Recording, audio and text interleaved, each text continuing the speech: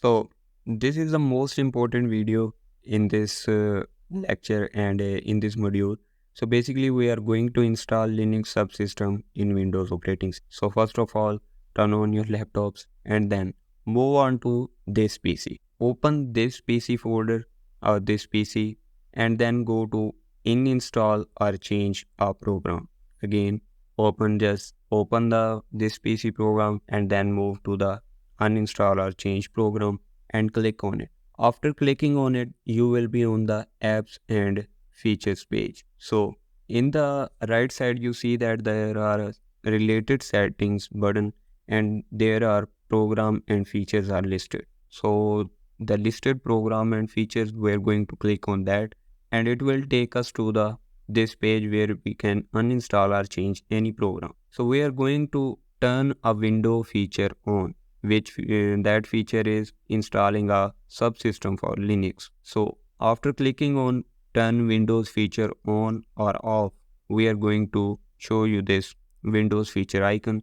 So scroll down to the bottom and there will be an option of Windows subsystem for Linux. After clicking on it, after clicking OK, there will be a minor update and your system will be restarted. After restarting, open up your command prompt. When your command prompt is open, just type bash in there, BASH. When the bash is typed, it will show you that Windows subsystem for Linux has no installed distribution. So distribution can be installed by visiting the Microsoft Store or the link that is provided. So press any key to continue. After pressing any key, you will be taken to Microsoft Store. If for any reason there is no option for the Microsoft Store and Microsoft Store is not opening, go to your internet browser, type Ubuntu download Microsoft Store. And when the Ubuntu download Microsoft Store has been typed, just click OK on it, enter, and you will get Ubuntu Microsoft Store first link and then click on it. And then after clicking on that site, you will be taken to the Microsoft Store and it will say Ubuntu Canonical Group Limited Developer Tools greater than Utilities. So after that, there is a symbol that is saying it is free and you can get it. So after clicking on the get button, you will start downloading Ubuntu into your operating system. It's something like 420 megabyte. Ubuntu on Windows allows you to use Ubuntu terminal and run Ubuntu Lines utility including bash, SSH, git, apt and many more. So while we wait when this is downloaded, after downloading, you will be see a window like this. Installing this may take a few minutes. After the installation is done, you will be asked to select any Ubuntu system. So this may take a few minutes. Please create a default Unix user, a Linux user account. The user does not match to your Windows username. This is very important line. The username doesn't need to match with your Windows operating system.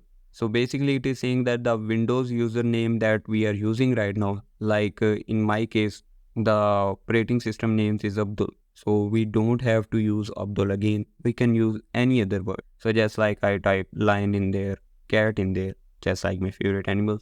So after that I type CodeMind in there. It will ask us to enter a new Unix password. So we have to type a Unix password which will be not shown in our operating system and it is not shown in our terminal. So if you're gonna type a password, you have to remember it because you are not going to see it on the terminal when you type it. So after that, your installation process is successful. Password will be updated successfully. To run any administrator command, use sudo or man sudo for detail and just like anything. So that was it.